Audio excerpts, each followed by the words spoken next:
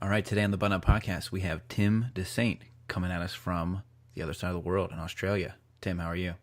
I'm doing amazing, man. How are you guys? Excellent. Great to catch up with you again. Brock and I got to see you in person at Menfluential, but we have followed your rise since October, which was really seems like your big turning point on the channel. We're really excited to hear your story and learn a little bit more about you. Yeah, man, it's been pretty crazy indeed. So, where do I start? So, my name is Tim Dessaint. I'm a fashion and lifestyle content creator on YouTube and Instagram. Those are my two main platforms. I started getting into fashion around my teenage years, I would say, when I was like 14, 15. I used to be a bit of a geek before that, playing video games and stuff. I was a chess nerd. And as I started going to parties more, dating, socializing, that kind of stuff. Once you hit puberty, it tends to happen. I started getting more into fashion and caring more about the image I was projecting.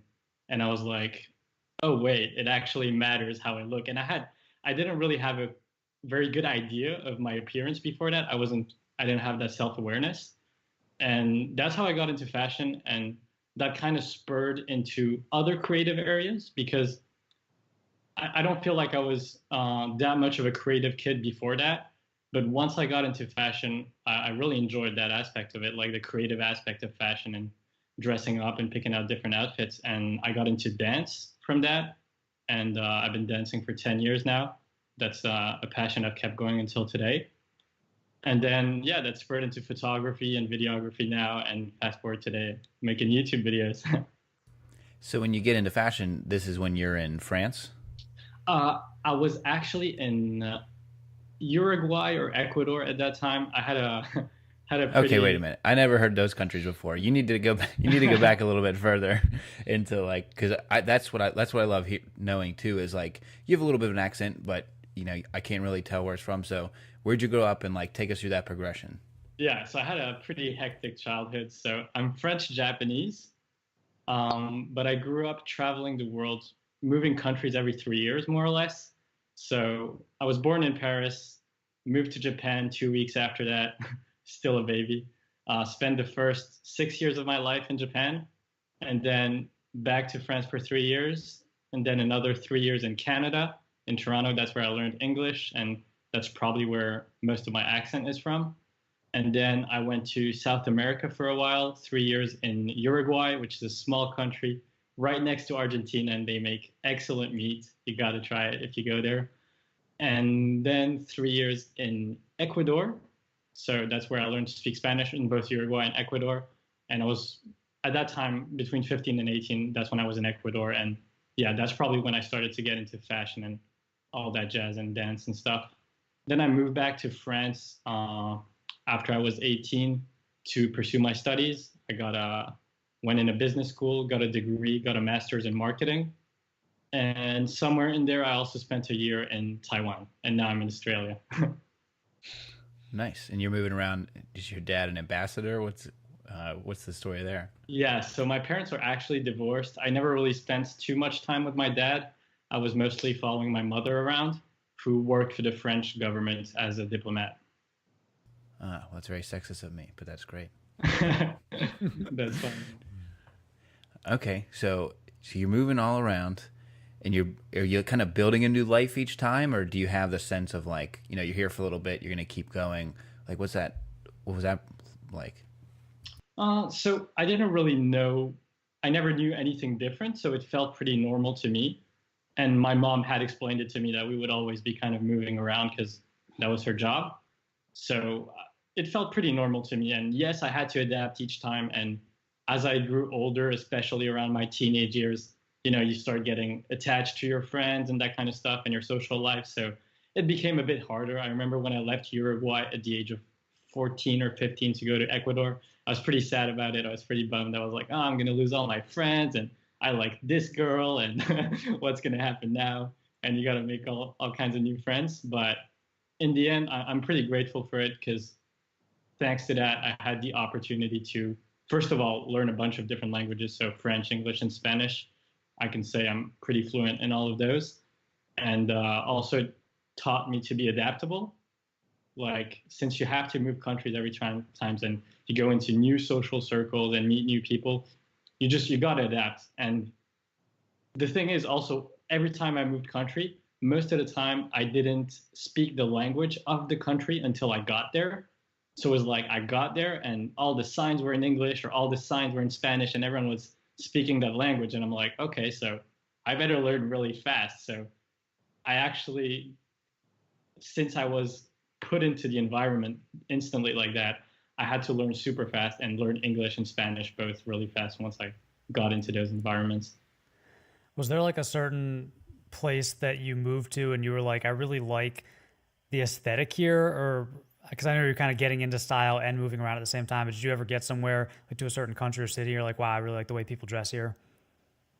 Yeah, so that's a question I get asked often, like, what's your favorite country? What's the favorite place you've been to? And I feel like there's beauty in all places. I mean, it's a bit cliche to say that, but I feel like oftentimes people daydream about a certain country or a certain location, or oh, Paris, that must have been so great, or oh, Canada, or I don't know, whatever place you've been to that they haven't been to, they think it's crazy and it's so good and so beautiful there. And it is. I think all countries and cities have their own charm to it, and there's things you can learn about and enjoy in wherever you are, you know.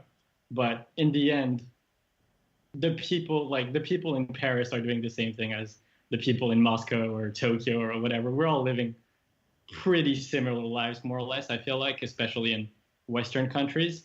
So yes, each country has its own set of landscapes and city and everything's different, but in the end it's not, I wouldn't say that the grass is greener each time. So since I had that opportunity of traveling around a lot, I got to realize like, well, everybody's kind of living the same life. You kind of do different things and stuff, but it's all great everywhere. So mostly I just try and enjoy the place I'm at where when I'm in it, and I don't necessarily look forward to the next place I'm going or try to be nostalgic about some place I was before. Mm-hmm. Well, my father-in-law is first generation from Uruguay, and he constantly tells me that he's going to get a farm and we're going to go back. Like, he's going to go home, and like that's where we're going to end up visiting him pretty soon. So I've heard a lot about Uruguay through that. But that is very cool. Country. It's a beautiful country for sure. It's very flat, plenty of beaches, and I think the tallest mountain, if you can call it that, there is like 500 meters. So it's really just a hill. It's very flat, and yeah, it's beaches, horses, pretty cool place. That sounds pretty good to me. So you go back to France, you're starting to get into style, and you're going to start studying. So then what takes you from there? Exactly. So I go back to France, get into a business school. I didn't really know what I wanted to do. I never really knew what I wanted to do while growing up. I always had kind of these ideas, and where I come from, my family, well, just my mother actually, like my mother's been my entire family. I don't have any brothers or sisters or siblings or uncles or whatever. So my family is pretty much my mom, and she comes from a pretty difficult background where she was abandoned as a child, and she lived in Cambodia during the genocide. And so she had a pretty rough childhood and never really had that stable path. So once she got into the government and working for them, which is a very stable career, it's like she got attached to that, and she wanted to, that's the value she taught me, where it's like, you never know what can happen. You need a stable job, get that corporate job and get that stable life, you know? And so that's the values I was taught. And I never really knew what I was supposed to do, but what I knew, or what I thought I knew, was get good grades in school. I was always like first or top 3 of the class. Get good grades in school, go get a good education, go to college, and then get a great job, and you live a good life. So I kind of took that for granted, and I was like, okay, that's just what I'm going to do. It sounds pretty okay to me. So I got into business school. I went into marketing because it felt like a very general path. I thought, okay, if I do marketing, it's a kind of jack of all trades. I can kind of do mostly whatever I feel like doing after that. So got into that path, and I got a couple of different gigs. I worked as a PR at one point, but once I started my first corporate gig as a marketing project manager in this pretty big firm in France, I realized like 2 weeks in that this was not the path for me. It was like an instant light bulb, a switch, whatever you want to call it. It was really instant. Like my whole life, I wasn't really sure. I was just kind of following the thing. But once I got into practice and got into the gig and did that, after 2 weeks, I knew that this was not for me. I mean, I'm grateful to have had the job and everything, and not to take anything away from there, but I just knew that it wasn't for me. So I thought, okay, I need to figure out something. I need to start doing something, a side hustle or whatever, because this is not what I want to do for the rest of my life. And since I had been into fashion for quite some time, in the back of my mind, I always kind of wanted to start a fashion blog. When I got into fashion, that's the first type of content that I started reading, like fashion blogs, some YouTube videos, but mostly a lot of blogs, whether it's GQ, like physical magazines, or maybe some blogs online. Like I found out about Real Men, Real Style, GQ Online, Fashion Beans. I still read today. I think those are really good websites. Mm. And I always, in the back of my mind, wanted to start a fashion blog of my own. So I thought, okay, maybe I should start doing that now. And at that time, Instagram was really mature. It was really popular. That was the main platform everyone was into. So just for context, that was in 2017, like end of 2017. And I thought, okay, why not start posting fashion pictures on Instagram? And my girlfriend at that time, still my girlfriend today, she enjoyed the photography aspect, and she was like, yeah, I'll help you out. I'll take your pictures. And I'm like, okay, let's do that. So I got a camera, and no, actually I got an iPhone. First I had an iPhone, and we started taking only pictures with the iPhone. And I just started taking pictures and posted on the Instagram. And I committed to posting a picture every single day for like a year. And I said, okay, let's do that, and let's see what happens after that. So I did that for a while. I've been doing Instagram for a year and a half now. And somewhere along that path, I also started and quit a couple of different ventures. I'm not sure if you guys are aware, but started 2 fashion blogs, which I stopped. One was just about myself, and another one was this fashion blog, which was kind of a mix between Humans of New York and Men in This Town, where I would go out and interview people in the street and shoot their pictures, and then put a quote of some interesting story they said about their clothes, or about their style, or about their life. And actually, you can probably, I think the website is still up. What's it called? Simpleboldfits.com. Simple Bold Fits. Yeah, simpleboldfits.com. We're going to put that in the show notes. I'm not active at all on there anymore, but it's still there. I posted maybe 12 or 13 articles. You can check it out if you want. But the gist of it is, I was in this period of my life where I wasn't exactly sure of what I wanted to do, but I knew I didn't want to do this. And fashion has always appealed to me. And I had been in the creative field of like dance and fashion and all that for quite some time. And I was like, maybe I'll enjoy this photography thing. So I got into that. And then I was like, okay, let's try and start blogging. Maybe I'll enjoy that. But I quickly realized that I didn't enjoy blogging. So I didn't enjoy writing the articles. It was too much of a hassle, and it wasn't something I enjoyed doing. So I tried it. I committed to it. I wrote a couple of articles for a couple of months, tried it twice, but then stopped both times because it just wasn't for me. I wasn't feeling the writing. But photography, on the other hand, like Instagram and fashion photography and all that, I really enjoyed it. Like as soon as I got into the editing of the photography, I absolutely fell in love with it. I watched like 50 plus hours of tutorials online and tried to learn all the ins and outs of it, and just got really hooked on that. So got super hooked into photography. Somewhere along there, I started doing freelance photography because I got pretty good at photography for my own photos. And people were telling me like, oh, maybe you should start doing that on a freelance basis. And yeah, got a professional camera, got a couple of freelance gigs here and there. And I've been doing that also for the past year. And then in October of 2018, I feel like I'm starting to ramble, but no, it's all right. 2018, that's when I started my YouTube channel, because I had been doing Instagram for a year now, and I was like, okay, I've done this for a year. I've seen some results, but nothing too crazy. And YouTube is this great platform where there's a lot of discoverability, and I think it can maybe be something I enjoy as well. Just like blogging, I went into it with the approach of, well, I've never tried video. let's give it a shot, see if I enjoy it. If I don't, I'll just stop doing it after 2 months, just like blogging. So I got into it, started making a bunch of videos, and just like photography, it turns out that I loved the editing process of it. I don't know. I love the editing process of photography and videography, and the art of like creating something visual with whatever tools you have, whether it's an iPhone or a professional camera, whatever you have, whether it's iMovie or Premiere.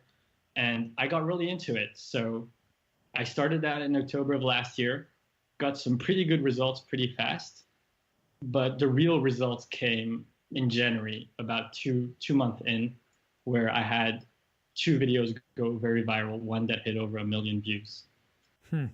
That's crazy. So that was one of your first videos, right?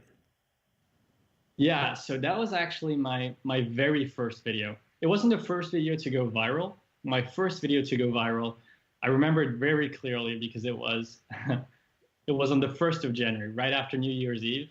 I woke up and I had like, the video had gained maybe 6,000 or 7,000 views or something. It started growing like super quick, and I was like, wait, but what's going on? And it was this video. It was a review about the perfect white t-shirt. I made kind of a vlog / review where it was like the perfect white t-shirt, who makes the best. And I reviewed a whole bunch of different white t-shirts.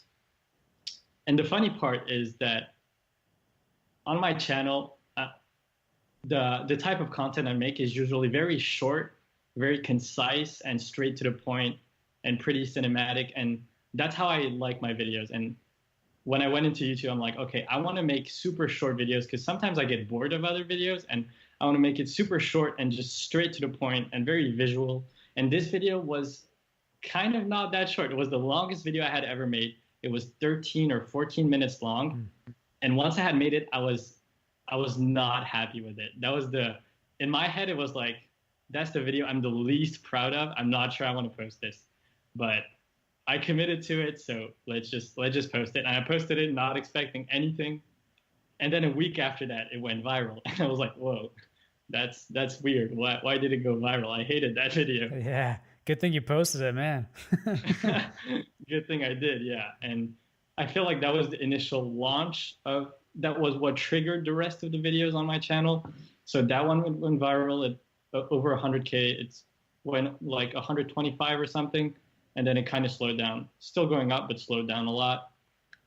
And then my first video that I ever made, which was 6 ways to wear a white t-shirt in 120 seconds, picked up like 2 weeks after that, mid-January. It picked up super, super fast. Like I had never seen that kind of growth before.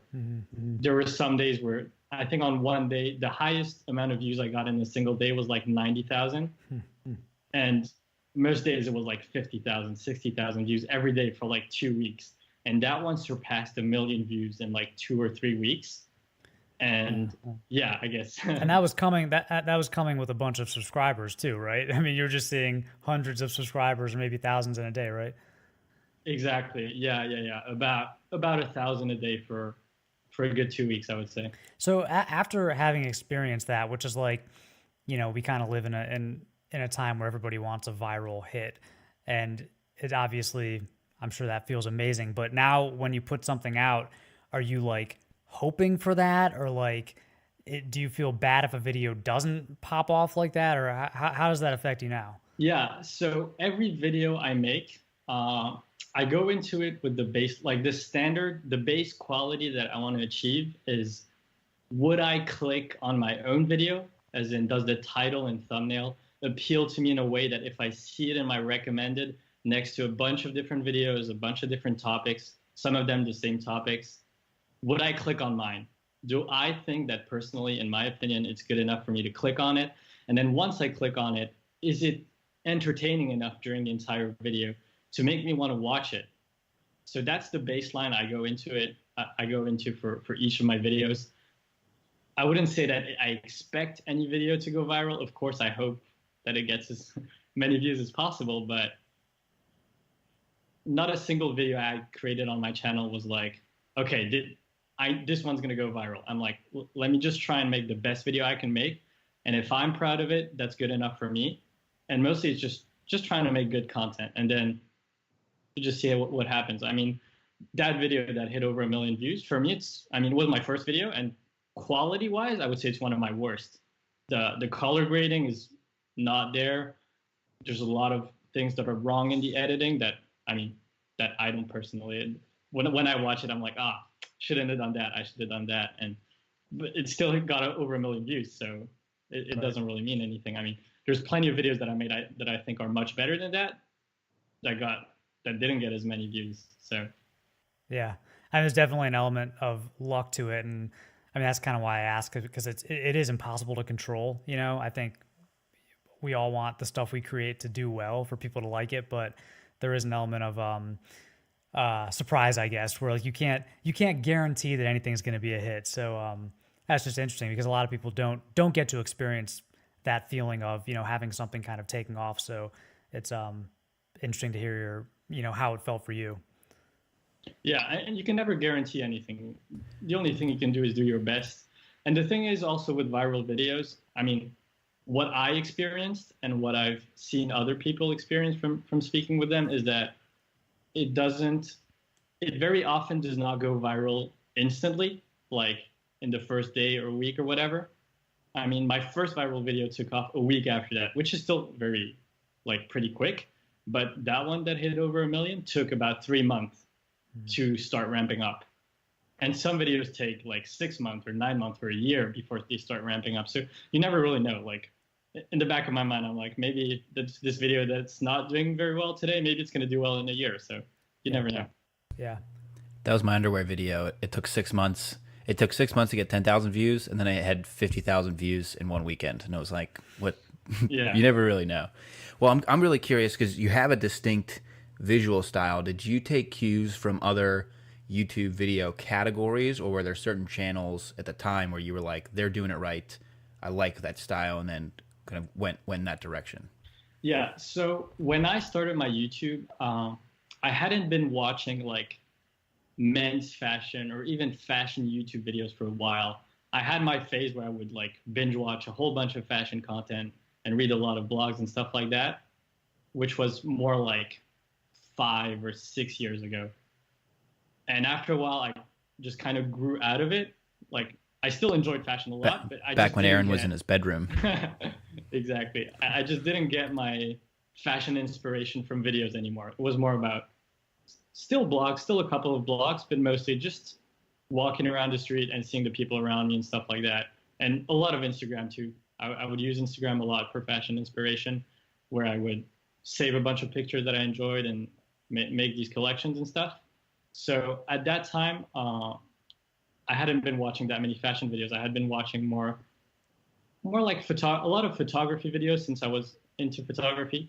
So a lot of photography videos, vloggers like Casey Neistat or Peter McKinnon. So I would say that the majority of my YouTube consumption was not fashion at all. It was more videography and filmmaking and just vlogging, like vloggers, that kind of content. So I would definitely say that the inspiration that I got for my videos was from those types of content, which I think was actually a big help because it allowed me to have a different perspective, I would say, and like a very fresh eye coming in. So I was like, okay, like I'm watching all this stuff that Sorella Moore or Mango Street or Peter McKinnon are doing, and I'm like, I love that. That looks super cool. Nobody's doing that in fashion. How can I like learn or get inspired from that and kind of make it my own thing, but in my niche? So I would say that most of my inspiration came from that. Are there any channels, I guess, now that you watch every video they put out? So now that I'm a lot more into like the fashion scene, I definitely keep up with other creators who are in the same niche and friends like you, The Cavalier, Hugo, and Marcel Flores, and those types of people, of creators. And yeah, and I keep watching the same, like Casey Neistat, Peter McKinnon. Mm-hmm. I still watch the same YouTube. Like I didn't change my YouTube consumption. I would say I still watch the same kinds of videos and still keep up with what other creators are doing and that sort of stuff. Yeah, and I wanted to say also, like, when I got into it, I had been talking to Hugo, to Eric from the channel Hugo for a while. where he started like a year before me, and I actually started following him on Instagram. I think I found him through my Explore or something. He had this flat lay picture which appealed to me. I was like, oh, this is a cool picture, and he had like 600 followers at that time, and I followed him, and I think I was doing feature Fridays at that time, where I was featuring other people on my page, and I featured him on my channel, gave him a shout out, and that's how we started talking.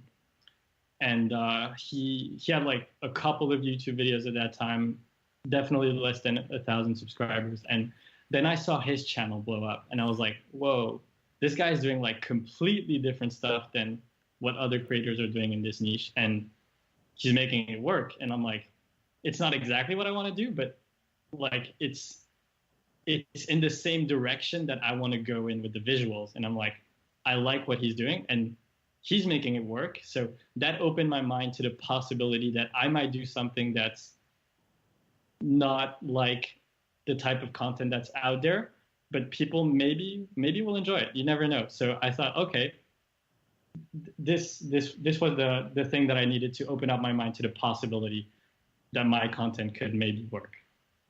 Yeah. We need to get a hashtag trending, hashtag bring back Hugo, because he's been quiet for a while. Yeah, we do.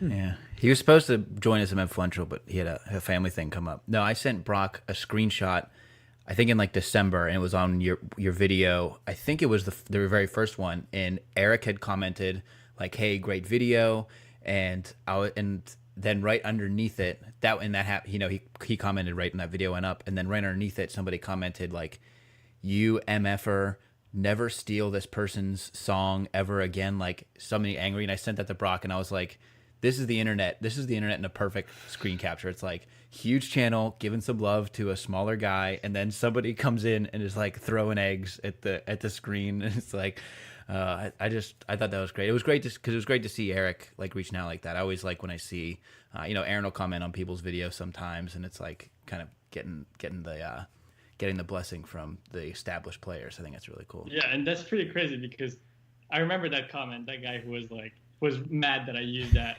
artist's song. And I responded to the comment because I'm paying a subscription for I'm paying the creator. I'm paying a subscription to a platform that pays these artists and puts their songs up for creators to use, and I'm using it completely. Like, I have the full license and right to use it. So I explained that to him, and I'm like, I don't know exactly what I said, but in my mind, I was like, what are you doing for the artist? I just gave him money. Yeah. He's putting some valuable comments on YouTube.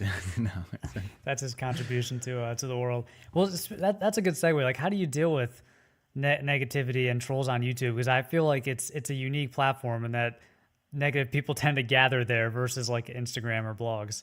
Yeah. So I read all of my comments. I try to reply to all of my comments. That's something I've been trying to keep up with.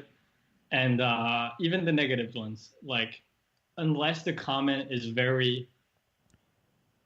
unless I really can't respond to it, as in it's just completely absurd and I just don't see what I can respond to it, then I won't. Or if it's really, really mean and just unnecessary hatred, I might remove the comment.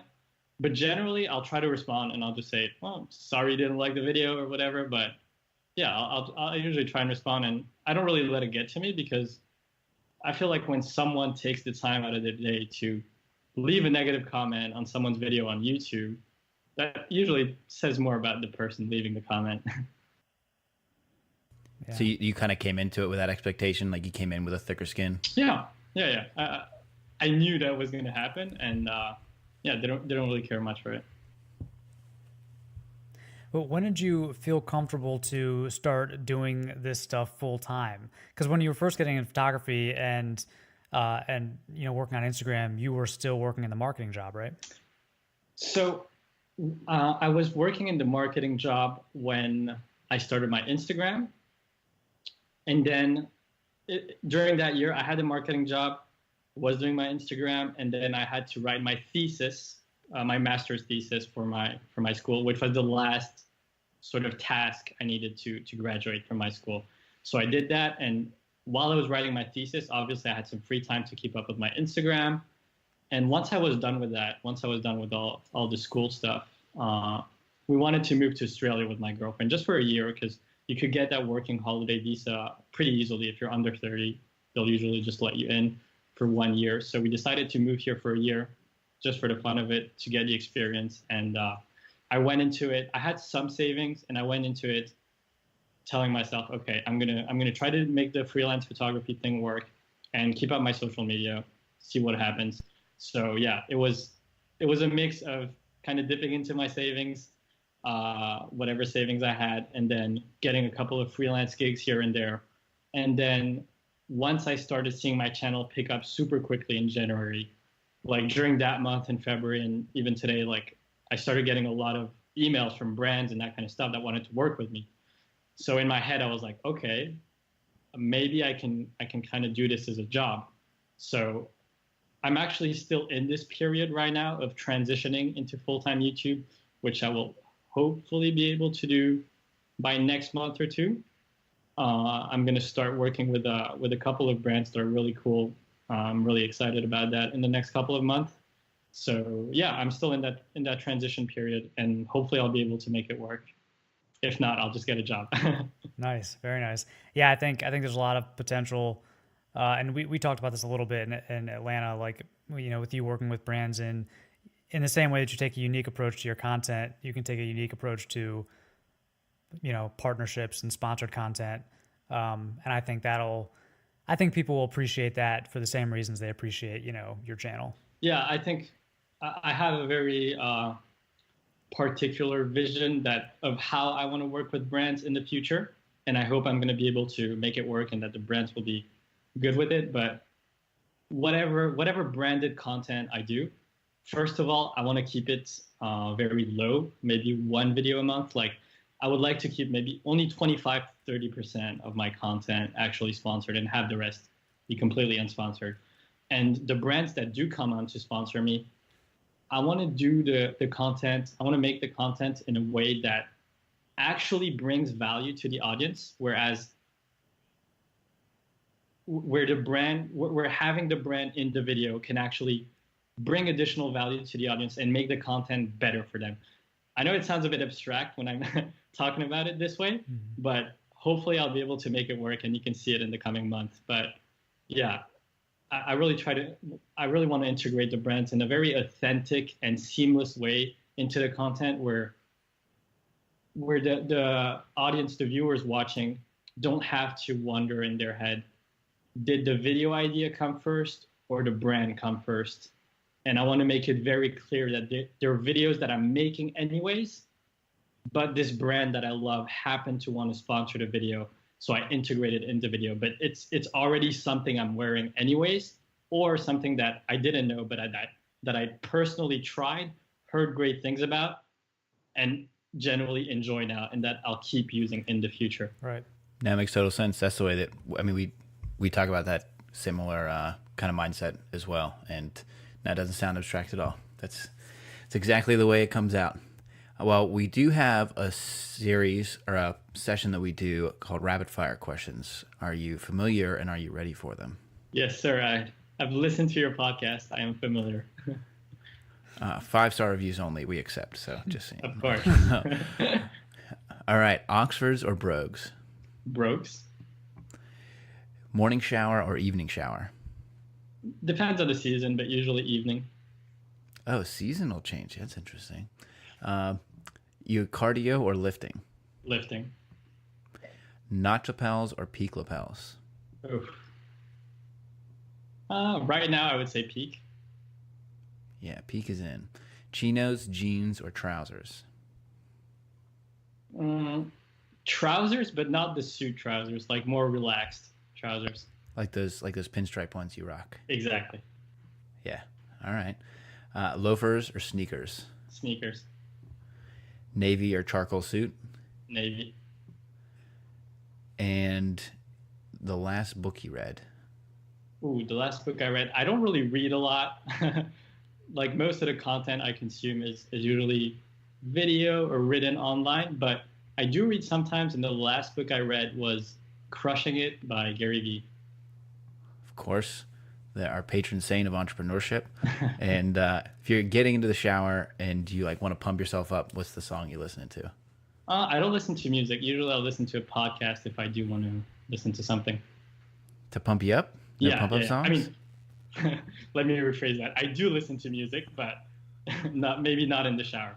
Like usually I'll go without anything, with no music, or with a podcast if I want to. Oh, okay. Well, what kind of music pumps you up? Um, I like a lot of different genres. I would say the only genre that I don't like too much would be hard rock, metal, that sort of stuff. Other than that, I'm pretty flexible. I like all kinds of different genres, but to get into the mood, like just sort of like ambiance backtrack, similar kinds of tracks as the ones I use in my videos, like lo-fi hip hop, that sort of stuff, like loungy New York rooftop bar kind of music. Yeah, I like that. Well, that's good. You passed rapid fire. So what then in the next like 6, 12 months, like what are you like really excited about? So I would say I'm excited about potentially maybe moving to London. It really depends on how Brexit goes, which is something we're all We really should find out at the end of the week, right? Yeah, we should. Hopefully it'll be good news, but depending on how that goes. I may be moving to London this summer towards July, so super excited about that if it does happen. Otherwise, I'll just move back to France, to Paris, and then super excited about just my content on making more videos, seeing how far I can take it, and how much I can improve with my videos, and also some work I'll be doing with a couple of brands, which I'm really excited about in the future as well. Mm-hmm. You start to develop a laundry list of videos, and it's like you have to start trying to pick and choose which one to prioritize. Yeah. That's great. Well, I hope you do less marathon editing sessions, because I keep seeing in your story that you're spending, not only are you spending all night editing, but like 8 to 10 hours of exporting on your computer, your poor MacBook and your poor brain. I hope, I hope you develop a little more balance. I do tend to end up with having to finish up an edit last minute and have to do like sometimes a 14 to 15 hour marathon where I just edit the video nonstop and then export it, go to bed, sleep only like 5 or 6 hours because I gotta get it up next morning, and then wake up and just kind of submerge and just publish the video. Are you exporting in 4K? Is that why it's taking so long on the MacBook, or is it an older model? No, I'm not. It's actually one of the more recent MacBooks. It's a pretty good MacBook actually, but I think it's just the footage is really heavy with all the color grading and stuff. Yeah. I was wondering. I'm always wondering as you, because like the one you had 15 hours or something. So will you ever do any like behind the scenes stuff like color grading tutorials? Because I'm sure people ask you about that all the time. Yeah, so I've been getting a bunch of requests for photography editing tutorials for my Instagram photos, like how I take those, as well as some tutorials on like video editing and that sort of stuff. So maybe I will get into that. For now, my channel has been pretty fashion and lifestyle focused, I would say. But since I'm getting a bunch of requests for that, maybe I will make how to take fashion pictures or something. Nice. Well, I definitely watch it, and yeah, we're excited to see what you have going on in the next 6 to 12 months. We'll have to have you back on the show after you get a few more viral videos and another 100,000 subscribers under your belt. So if people want to find you, where's the best place? Yeah, so it's Tim Dessaint, DESSAINT on all platforms.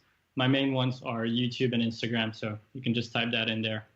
Cool. We'll put all that in the show notes, and thanks again for coming on the show. Thank you for having me. It was a pleasure, guys.